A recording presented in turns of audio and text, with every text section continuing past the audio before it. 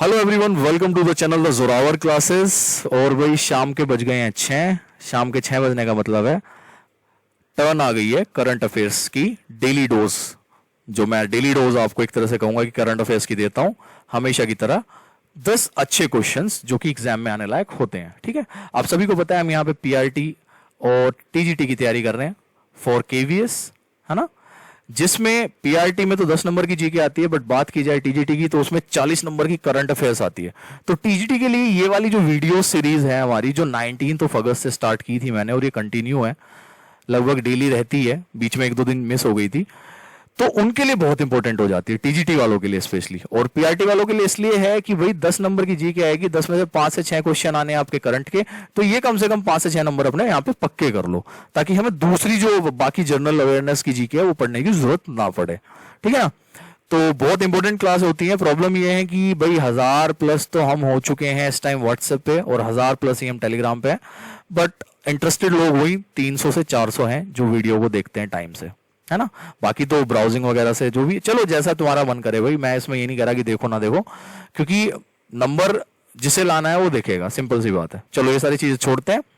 अगर आप first time हमारे चैनल को देख रहे हैं तो 8638008832 इस नंबर पे आप मुझे अपना नाम और आपकी पोस्ट कि आप पीआरटी के लिए तैयारी कर रहे हैं या आप कर रहे हैं टीजीटी के लिए तैयारी, और इस नंबर पे भेज दें, ताकि मैं आपको अपने व्हाट्सएप के ब्रॉडकास्ट चैनल से जोड़ सकूं और आपके पास टाइम टू टाइम नोटिफिकेशन आ सके वीडियो रिलेटेड कि कौन सी वीडियो किस टाइम पे आने वाली है। वैसे शाम को 6 बजे, हर शाम को 6 बजे एक्सेप्ट संडे हमारी करंट अफेयर्स की क्लास रहती है, और रात को 9 बजे कोई भी जो सब्जेक्ट्स हैं हमारे बाकी उनकी क्लास रहती है। नीचे डिस्क्रिप्शन में आपको टेलीग्राम चैनल का लिंक मिल जाएगा केवीएस प्रिपरेशन के नाम से, आप उसे भी ज्वाइन कर लें। चलिए स्टार्ट करते हैं आज की क्लास। सबसे पहला क्वेश्चन लेते हैं। अमेरिकी राष्ट्रपति डोनाल्ड ट्रंप को निम्न में से किस पुरस्कार के लिए नॉमिनेट किया गया है? अब इसका जो आंसर है ना वो बड़ा ही अटपटा चटपटा सा है। क्यों? क्योंकि उन्हें नॉमिनेट किया गया नोबेल शांति पुरस्कार के लिए।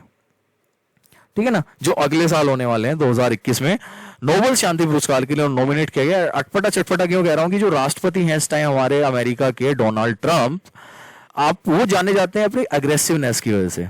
उन्होंने अपनी डब्ल्यूएचओ की फंडिंग मत कर दी है, अगर आपको पता होगा, बिकॉज ऑफ की जो कोविड का जो कोविड-19 जो चल रहा है, डब्ल्यूएचओ थोड़ा सपोर्ट कर रहा है चाइना का, तो उन्होंने अपनी फंडिंग ही बंद कर दी, और अमेरिका सबसे ज्यादा फंडिंग करता था डब्ल्यूएचओ को। ठीक है, उसके बाद आपने देखा होगा कि वो जब मीडिया से बात करते हैं वहां पे, तो वो बड़े एग्रेसिव तरीके से आंसर्स करते हैं मीडिया के जितने भी वहां पे नुमाइंदे बैठे होते हैं उनके। और उसके बाद इन्हें नॉमिनेट किया जाता है नोबेल पीस प्राइज के लिए, नोबेल शांति पुरस्कार के लिए। तो इसलिए मैं कह रहा हूं थोड़ा सा अटपटा चटपटा सा है। ठीक है ना। तो ये जो अगले साल होने हैं उसके लिए डोनाल्ड ट्रंप को नॉमिनेट किया गया है नोबेल शांति पुरस्कार, नोबेल पीस प्राइज के लिए। चलिए नेक्स्ट क्वेश्चन लेते हैं अपना। हाँ जी, अच्छा क्वेश्चन है। नेक्स्ट क्वेश्चन बढ़ाई। निम्न में से किस राज्य ने ईज ऑफ डूइंग बिजनेस 2019 की रैंकिंग में शीर्ष स्थान प्राप्त किया है? देखो ये क्वेश्चन आप लोगों को पता होना चाहिए। अब मैं ऐसा क्यों कह रहा हूं, क्योंकि भाई इंडिया में ऐसी चीजें ना थोड़ी ज्यादा अपनी फेमस रहती हैं, और ये चीजें ना हर साल होती हैं।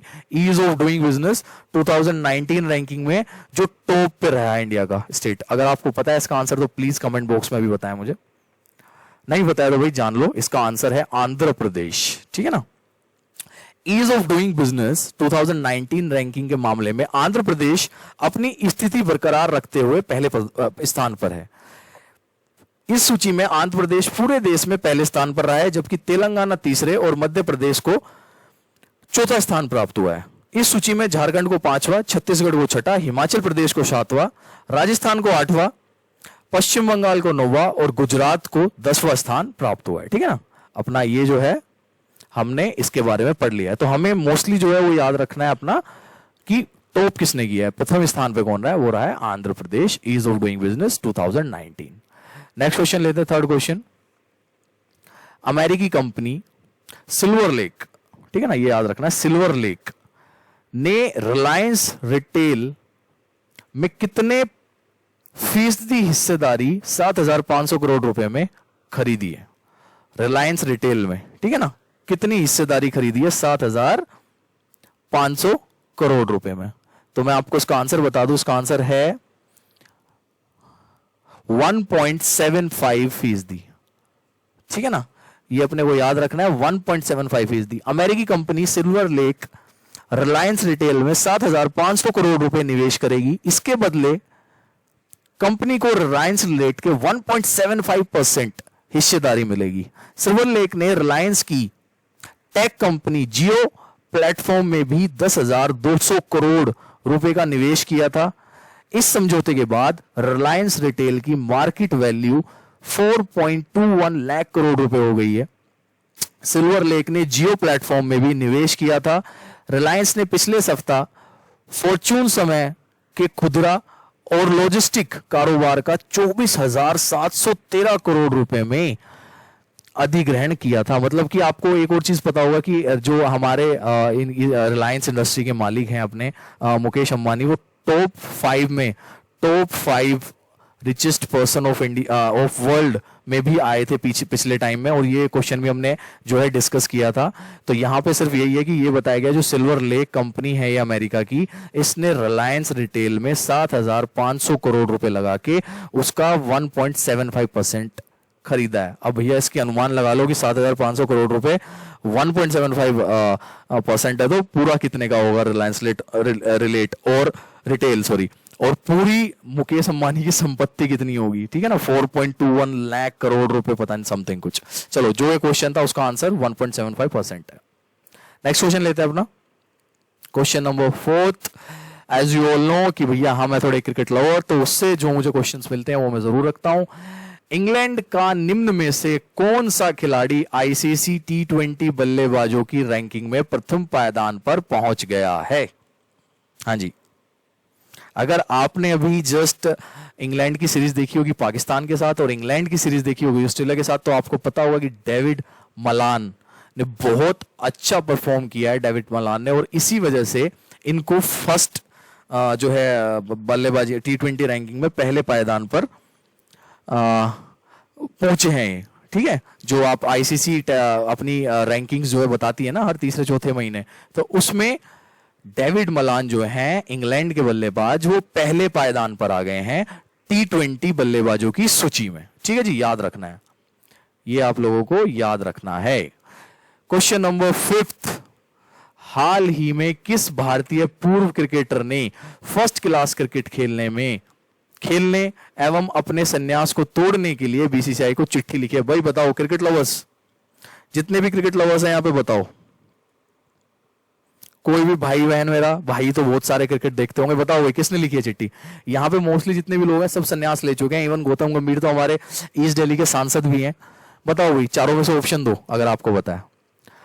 ठीक है, तो आपको बता दूं, युवराज सिंह ने इच्छा जताई है फर्स्ट क्लास क्रिकेट खेलने की फिर से, और उन्होंने इच्छा जताई है कि जो उन्होंने संन्यास की घोषणा की थी कि वो वापस लेके और फर्स्ट क्लास जो जिससे क्रिकेटर्स जो अपना करियर स्टार्ट करते हैं किसी भी देश के लिए, उसे खेलने की इच्छा जताई है ना।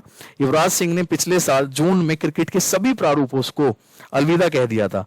वे भारत के लिए आखिरी बार 2017 में खेले थे। युवराज सिंह संन्यास लेने के बाद कनाडा में T20 लीग और T10 लीग में हिस्सा ले चुके हैं।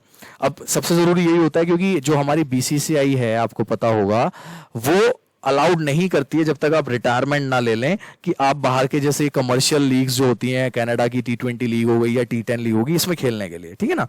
तो इसी वजह से युवराज सिंह ने उनमें खेलने के लिए अपना संन्यास लिया था और फिर वहां पे वो जो है कनाडा और अपना यूएई वगैरह में जाके क्रिकेट खेले थे, और अब इन्होंने अपनी इच्छा जताई है कि वो फिर से संन्यास तोड़कर अपना फर्स्ट क्लास क्रिकेट खेलना स्टार्ट करें इंडिया के लिए।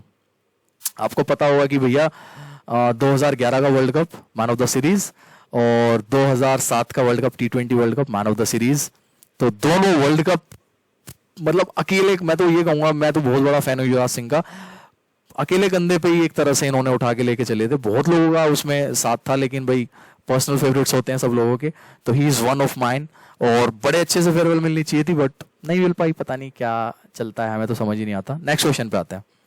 प्रधानमंत्री नरेंद्र मोदी ने 9 सितंबर 2020 को किस राज्य के लिए स्ट्रीट वेंडर्स के साथ स्वनिधि संवाद किया? स्ट्रीट वेंडर्स के साथ किस राज्य में? स्ट्रीट वेंडर्स जो होते हैं ना, छोले पकोड़े वाले और ये सब चीजें जो बेचते हैं, उनमें से किस राज्य के स्ट्रीट वेंडर्स के साथ इन्होंने सनिधि संवाद किया? तो मैं बता दूं ये मध्य प्रदेश, और बहुत ही अच्छा क्वेश्चन है, मैं बहुत अच्छा जबरदस्त क्वेश्चन है, ठीक है ना।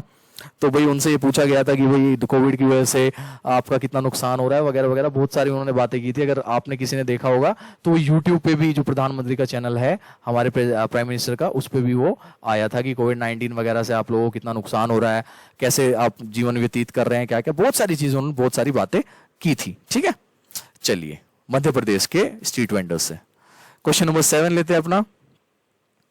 हाल ही में किस देश की सरकार ने सोशल मीडिया पर फर्जी सूचना और अफवाह फैलाने से लड़ने हेतु असोल चीनी और रियल शुगर नाम से एक अभियान शुरू किया है? भाई अच्छा क्वेश्चन है, फिर से बड़ा अच्छा क्वेश्चन लगा। इसका नाम है जी बांग्लादेश। ये चीज बांग्लादेश ने स्टार्ट किया। Recently which country government has started a campaign called Asol Chini and real sugar to fight fake information and remove spreading on social media. It's Bangladesh. Okay? ये याद रखना है आपको। चलिए नेक्स्ट क्वेश्चन लेते हैं, क्वेश्चन नंबर 8। गुजरात के मुख्यमंत्री जो विजय रूपानी है, आपको पता होगा उनसे पहले आनंदीबेन पटेल थी, और आनंदीबेन पटेल अब आपकी उत्तर प्रदेश की राज्यपाल भी हैं, तो वो चीज पता होनी चाहिए आपको। सो गुजरात के मुख्यमंत्री विजय रूपानी ने सिरेमिक उद्योगों को गैस बिल में कितने प्रतिशत रियायत देने की घोषणा की है? ठीक है ना। What percentage of concession in gas bill has been announced by the Gujarat chief minister Vijay Rupani? 16% इसका आंसर है। ये जो है आप याद रखेंगे, ठीक है। गुजरात के मुख्यमंत्री विजय रूपानी ने सिरेमिक उद्योग को गैस बिल में 16% रियायत देने की घोषणा की है। इससे राज्य में सिरेमिक उद्योग को गुजरात गैस कंपनी लिमिटेड और साबरमती गैस लिमिटेड की ओर से कई की ₹2.50 प्रति मानक घन मीटर की बढ़ोतरी से छूट मिलेगी। ठीक है, बस इतना ही याद रखो यार, ये इसकी एक्सप्लेनेशन पता नहीं अजीब सी दी हुई थी। ठीक है, इस चीज को नहीं देखेंगे भाई। 16% की आपकी जो परसेंटेज की जो है रियायत दी गई है, कंसेशन दी गई है। नेक्स्ट क्वेश्चन लेते हैं, क्वेश्चन नंबर 9। प्रथम यहां पे ध्यान देना, प्रथम अंतरराष्ट्रीय स्वच्छ वायु दिवस कब मनाया जा रहा है? अगेन वेरी इंपॉर्टेंट क्वेश्चन, बहुत अच्छा क्वेश्चन है फिर से, और इसका आंसर है आपका 7 सितंबर। भैया ये बहुत अच्छा क्वेश्चन है, बिल्कुल आने लायक क्वेश्चन है। First international clean air day. तो मैं बता दूं आपको, पहला अंतरराष्ट्रीय स्वच्छ वायु दिवस 7 सितंबर को मनाया गया था। केंद्रीय पर्यावरण मंत्री प्रकाश जावड़ेकर पहले नीले आकाश के लिए स्वच्छ वायु अंतरराष्ट्रीय दिवस पर एक वेबिनार की अध्यक्षता किए। इस वेबिनार में 28 राज्यों और 8 केंद्र शासित प्रदेशों के शहरी विकास विभाग और पर्यावरण विभाग के प्रमुख सचिव भी शामिल हुए। संयुक्त राष्ट्र महासभा ने 19 दिसंबर 2019 को एक प्रस्ताव पारित कर 2020 से प्रत्येक वर्ष 7 सितंबर को नीले आकाश के लिए स्वच्छ वायु अंतरराष्ट्रीय दिवस के तौर पर मनाने का फैसला किया था। तो भैया अगेन वेरी इंपॉर्टेंट क्वेश्चन, और इसमें इंपॉर्टेंट एक चीज और हो जाती है कि संयुक्त राष्ट्र जो हमारी महासभा है उसने 19 दिसंबर 2019 को यह फैसला लिया था कि हर साल 7 दिसंबर को आपका क्लीन एयर डे मनाया जाएगा, स्वच्छ वायु दिवस, और वो भी इंटरनेशनल लेवल पे। ठीक है ना, तो ये भी याद रखना है। चलिए आज का लास्ट क्वेश्चन ले लेते हैं, question number 10। Again a very good question. Tripura ने सिपाही जिला के सोनमुरा से किस देश के साथ अपने अंतरराज्य जलमार्ग को खोल दिया है? ठीक है ना। Tripura has opened up its island waterway from Sonamura in Sepahijala with which of the following countries? तो भैया अगर इसका आंसर किसी को पता है तो बता दो। इसका आंसर है आपका बांग्लादेश। ठीक है, ये चीज ध्यान रखनी है। त्रिपुरा ने ये स्टार्ट किया है अपने सिपाही जिला में, उन्होंने एक जगह है सोनमुरा, वहां से जो है इन्होंने अपना जलमार्ग जो है बांग्लादेश के साथ ट्रेड वगैरह के लिए बहुत सारी चीजें रहती हैं उसके लिए खोल दिया है, जो कि पहले बंद किया हुआ होगा। ठीक है जी, ये रहा आपका आज का करंट अफेयर्स का session. I hope you liked, I hope you are making notes. जो कि बहुत जरूरी हैं, जो कि आपको 1 महीने बाद पता लगेंगे जब आप रिवाइज करेंगे इन नोट्स को। और मैं गारंटी दे रहा हूं, अगर मैं आज 19 अगस्त से लेके और 25 अगस्त के बीच में जितनी भी करंट अफेयर्स की है, और अभी एकदम से अगर मैं क्वेश्चन पूछने लगूं तो आधे बच्चे उसको आंसर नहीं कर पाएंगे। क्यों? क्योंकि उन्होंने नोट्स ही नहीं बनाए, वो तैयारी नहीं करना चाहते। लेकिन सबको जॉब चाहिए भाई लोगों, जॉब ऐसे नहीं मिलेगी, जॉब के लिए मेहनत करनी पड़ेगी। मेहनत करो, जॉब मिलेगी, ये गारंटी है। मेहनत नहीं करोगे, लक से जॉब नहीं मिल सकती। हाँ, लक से एक चीज जरूर हो सकती है कि आपने मेहनत की है तो आपका दिन भी लकी हो सकता है, और एक आधा क्वेश्चन जो आपको नहीं आता ना, उसका तुक्का भी सही बैठ जाएगा। बस इतना ही लक होता है, अदरवाइज मेहनत मेहनत होती है। मेहनत का कोई भी दूसरा ऑल्टरनेट होता ही नहीं है। तो नोट्स बनाओ, रिवाइज करो, मेहनत करो, और भैया नौकरी पाओ, और मेरे स्कूल में आओ, साथ में नौकरी करेंगे, मजा आएगा, है कि नहीं? चलो, दैट्स फॉर टुडे। रात को 9 बजे की क्लास, कोशिश रहेगी आपको केवीएस पीआरटी की तैयारी कैसे करनी है उस पर लेके आई जाए। Okay, bye, take care everyone.